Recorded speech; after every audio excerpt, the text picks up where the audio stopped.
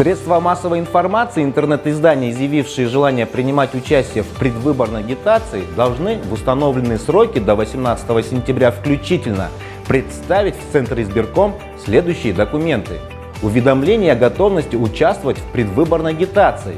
копию свидетельства о регистрации СМИ в Министерстве юстиции,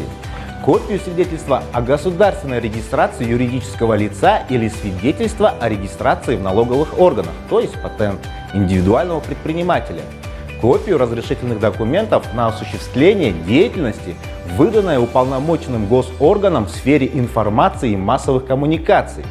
при наличии копии устава, а также заверенные сведения о размере и других условиях оплаты за представление эфирного времени, печатной площади или право публикации в интернет-издании, то есть прайс-лист. Отметим, что размер оплаты за представление услуг должен быть утвержден за 6 месяцев до выхода указа о назначении выборов.